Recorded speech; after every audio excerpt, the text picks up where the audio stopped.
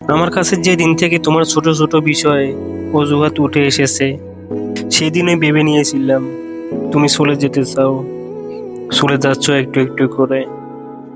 আমি তখন থেকে নিজেকে শক্ত করতে প্রস্তুতি নিই, এক কোদাল করে মাটি তুলে বুকের ভিতর রাখতে শুরু করি, যাতে করে তুমি চলে যাওয়ার পর কিছুটা দাঁড় দেনা করে বুকের ভিতর ভার করতে পারি। আমি জানতাম তুমি একদিন হুটহাট বড় কোনো অজুহাত নিয়ে হাজির হবে। তুমি আর আমার হয়ে থাকতে পারছো না চাইলেও।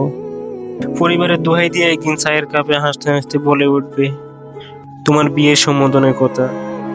ছেলে সরকারি চাকরিজীবী, বাবার বন্ধু ছেলে। তারপর বলবে অনেক তো হলো, তুমি আর এই জীবনেও কিছু করতে পারবে না।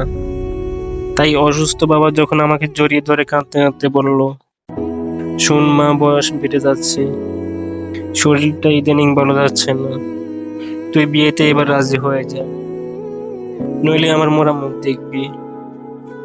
তখন আর তুমি না করতে পারোনি।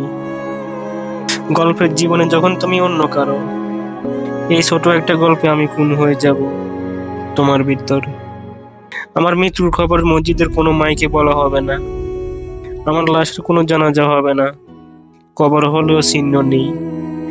আমি এও জানি তামাম দুনিয়ায় প্রেমিকের লাশের ময়নাতদন্ত হয় না, বিচার বিধান নেই রাষ্ট্রের আইন অনুষদে, প্রেমিকের গলিতে লাশের গন্ধ নেই।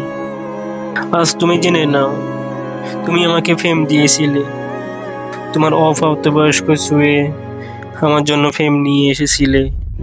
ভালোবাসা হয়নি, অজুহাতে প্রেম হয়, ভালোবাসা অজুহাতে জায়গা নেই।